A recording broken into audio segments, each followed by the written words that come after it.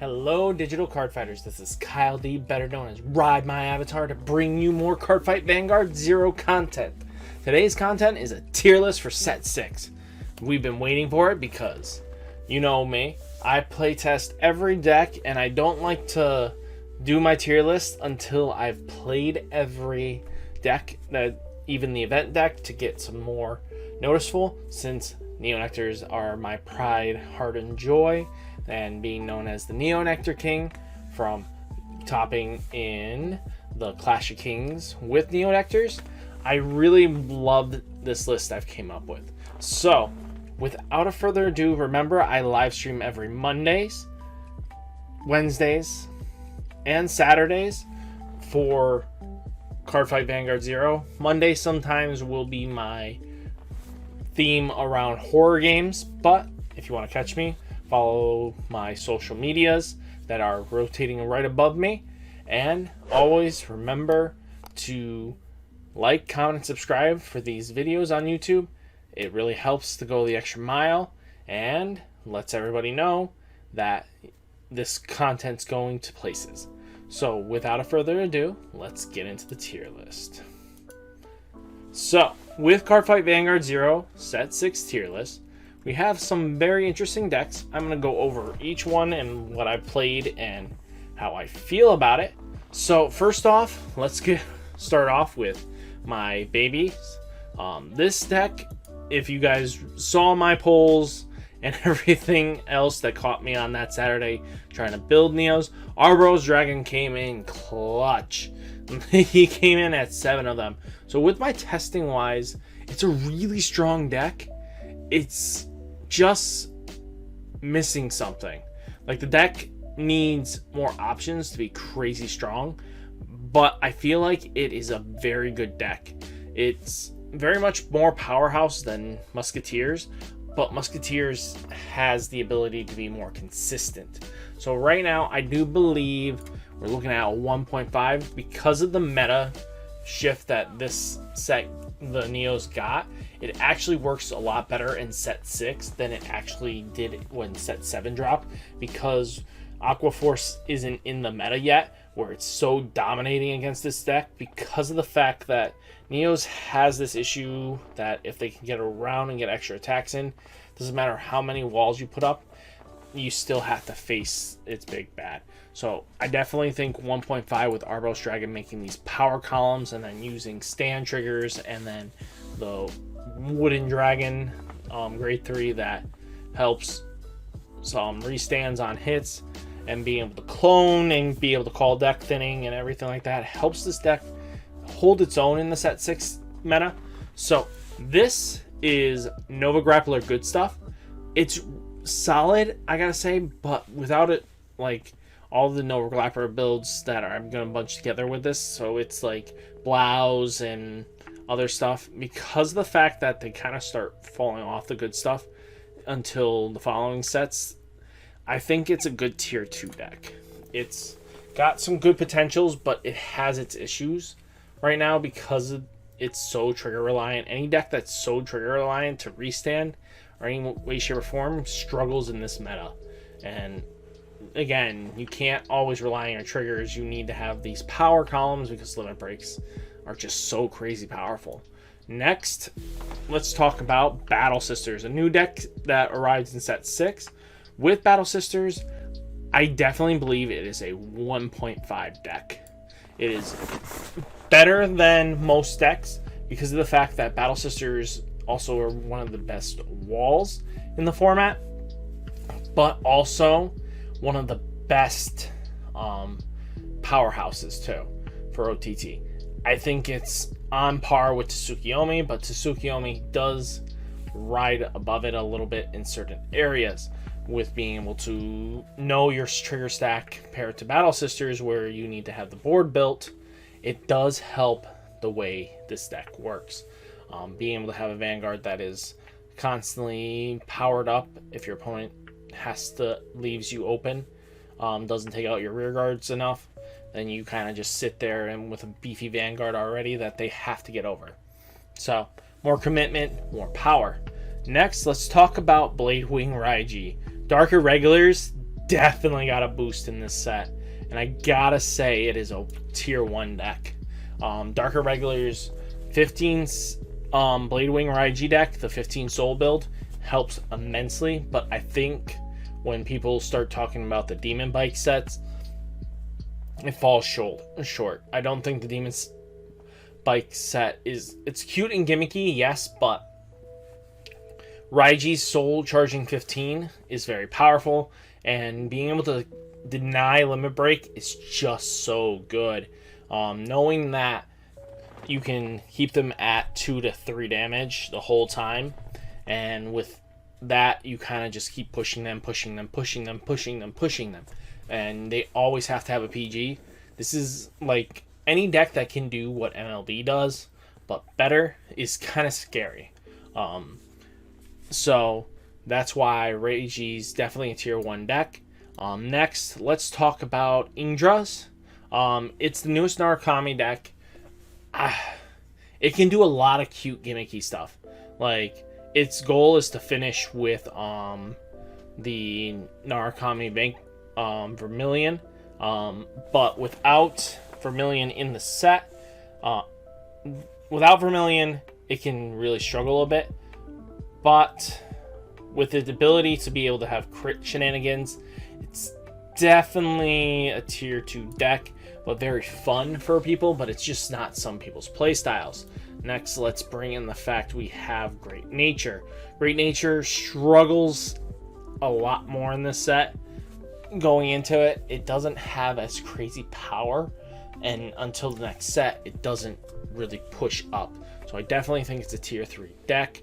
Next, let's talk about Angel Feather builds, all of them, because of the fact that a lot of decks can do what Angel Feathers are trying to do, but they're faster. With manipulating of the damage zone, not many decks can do that, but a lot of decks are very much more quicker than Angel Feather can do right now. When the rest of the sets come out with more Angel support, we could definitely see these guys move up, but I think they're low end tier 2. Let's talk about the next elephant in the room, our Spike Brothers, another event clan. Ooh, Spike Brothers can be in the right hands under the right conditions the most scariest deck to deal with. Most people don't, if you don't know what you're doing with them, they can be the worst deck. But to me, they are definitely a tier 1 deck. They are just so powerful out the gate. Out of any deck you face, you're on a clock with Spike Brothers once you hit them for their Limit Break 4, and with Dudley Emperor and having Juggernaut maximums and stuff like that, numbers and defensive triggers don't really matter as much because of the fact that they hit these insane numbers consistently. Next, let's talk about the Vermilion build, which is plus Dungaree. Definitely a tier 1 deck because of the ability to also have mini blockades on place with the grade 1, grade 2s. You kind of just shut off a lot of grade 2 game, and when you can shut off half the mechanics and have Vermilion being able to clear the board for 3 direct attacks on top of it, you kind of just have to deal with it. There's not much else you can do. Not many decks look at Vermilion and Narukami and go like, I can't handle this. It's like PG3 or die. Next, let's talk about Kagero. Good Stuff Kagero is still viable, but it's fallen short from what it can do as I've been playing it. Waterfalls, blockades, stuff like that, it's just not there anymore. You had this weird limbo-ish area where it's still good because of blockade, but because blockade is only a 10k, you're still trying to build boards and keep them at control bay, and a lot of decks just have so much advantage now that it just does not care about the retirement. So with that, we have to bring down Good Stuff Kagero down to tier 3 in my opinion. Next, let's talk about Tsuki Omi. Definitely pulling ahead of Battle Sisters because of the fact that, unlike any other deck in this game, you can know when your triggers are, can know when your heal pockets are, know when you can swing, when you don't swing, and stuff like that. And being able to manipulate your deck in a way that you're constantly hitting your stack with it after your first grade 3 ride is just nutty. You have to respect that deck, and it's still a 1.5 in my opinion. Next, let's talk about Grand Blue. Most people will probably throw Grand Blue in tier 3, but to be honest, if you know what I'm talking about, you are a Grand Blue diehard, it is definitely a good deck. Being able to call out walls, but the problem is that it is gatekeepered by the fact that the tier 1 and the 1.5s just outplay its resources. Being able to counterblast call stuff, and without Cocytus being a based 11k, it just hurts the deck. The deck doesn't gain enough inherent power, it just struggles a bit. So I definitely believe it's a tier 2 deck, it just can't reach tier 1.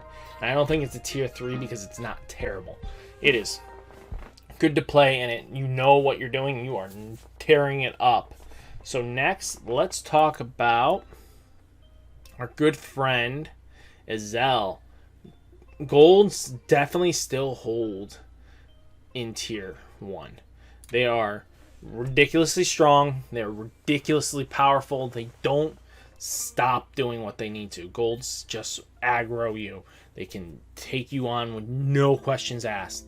They hit you heavily. They have defensive turns and defensive columns for days. You're always having a clock against goals because they can go crits and just keep swinging in and having grade 2 defenders. So again, not many decks can just either damage deny them or anything like that, so they definitely hold that tier 1 mantle at the moment. Let's talk about Death Army. Death Army, most people will probably put at tier 3, but I know for a fact it is a 1.5 deck. Like Endo, it's like tier 2 but 1.5 by the fact that, again, Azel, it doesn't fear as much because of the fact that it hits power columns, but it also restands by the facts of one trigger can do it. But based on luck, you can't use that as information alone because you can't always guarantee a trigger. But since it is consistently doing what it can do, you can do a lot of damage. I'm going to save MLB for last, which I should have put there, but let's talk about Shadow Paladins. Shadow Paladins without Spectral Duke. This is Shadow Paladins normally. So they're really good still. I gotta say, even without Spectral Duke, they can still put out pressure. They still know what they're doing. It is still a big 3 deck because it survives. So I definitely say it is slightly better in tier 1 because of the fact that it has the crit power, it has retirement, it can control boards, it can take care of issues, and it just does not care. You can run it in crits, all crits, or you can run it in draw crits, or just all draws, and the deck still just hurts when it goes off. It is a very powerful deck, and it just does not quit. Next, let's talk about Dote. Dote definitely has fallen off in favor, and as much as I like Tugero, it is definitely fallen behind into a 1.5 category. It just, again, a lot of decks, even though Kagero can get around it, it's still just, the end is not as powerful as it used to be. I definitely think it's slightly fallen off. Definitely fallen to the 1.5 category. So I definitely think it's high 1.5 because it still can fight the big boys, but it also definitely struggles a little bit. Next, let's talk about basically bad MLB, but bad MLB surprisingly is still good. Like, it is better than its brethren, but it's also not as good as MLB is. The fact that this deck holds its own really well still, and you can play it with no questions asked, it's ridiculous. You don't have to worry about too much. Everybody's had this deck and they've practiced with it. I do believe that. the deck really does well and still holds its own incredibility. It is definitely a tier 2 deck though, because it's fallen off in favor. Let's talk about Scarlet Witch Cocoa variants. So you have either Cocoa or Cookies and Cream variant. So which is Battle Sister Cream A mixed with Cocoa. It's strong, but it's just not there anymore. Cocoa kind of falls out of favor a little bit. I definitely think she's a tier 3 deck. She's still good, but she's just not there anymore. Let's talk about Pale Moon. Pale Moon definitely is like Gold Paladins, but a little worse because the ability to manipulate the soul and having Lukier is great because of the fact that you have a way of putting these Dreamy Turtles in there. The Dreamies just helps so much because if you can get all 3 in soul and then call 1 to rear, you now have a defensive play for a turn that your opponent can't get around. Not many decks can take out 4 to almost 5 Dreamies in a turn to make it so you can hit your opponent Vanguard. So being able to take out grade 2s for days is just not on everybody's plate. So definitely Lukier is definitely there, and you do also have an offensive build with Pale Moon, but I don't think it works up to snuff. But that's just my opinion. Now let's talk about Duke variants from Shadows to Golds. Definitely Spectral Duke for right now is definitely tier 2. So, I mean tier 1. So with that, we have pretty much Spectral Duke, Golds, and Shadows because they both do really well because be able to restand and have a crit, and with Limit Break skill needing to be the only real cost to restand, it's just nutty. It can rip out PGs. It's just a really good deck. And a lot of people just cannot handle that because it's either have 2 PGs or die. And it's not fun when you're sitting on that wall. Next, let's talk about Deep Police. Deep Police definitely has fallen. A lot of decks just do what Deep Police is trying to do for less and cheaper. Next, let's talk about Bermuda. Bermuda definitely is a tier 3 deck. I love Bermuda, don't get me wrong, and all those Bermuda haters are gonna go like, well, I can beat every deck because they've shown proven record-wise. Well, this is my belief.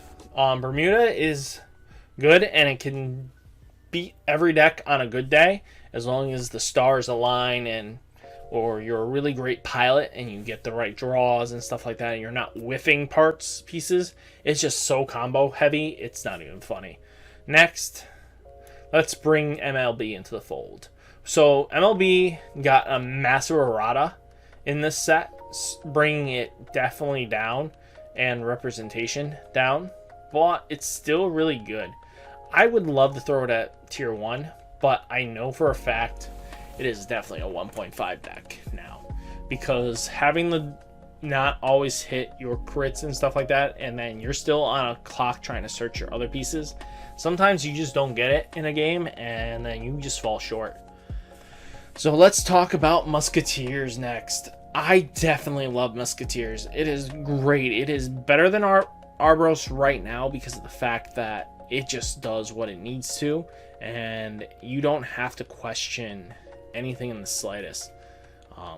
Musketeers calls boards. They're like a mini version of Gold Paladins, but they're just a little weaker because of the fact that we're in set 6 and not set 7. We don't have to worry about these overly aggressive decks. So I definitely think they're just ever so slightly better than Battle Sisters.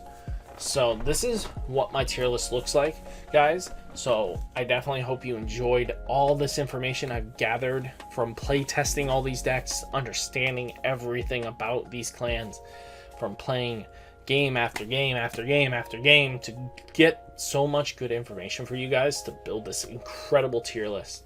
So if you guys do me a favor, if you guys watched it to the end, please leave me information down below on what you guys disagreed on, what you agreed on, and with that, guys, I will catch you in the next one. Peace.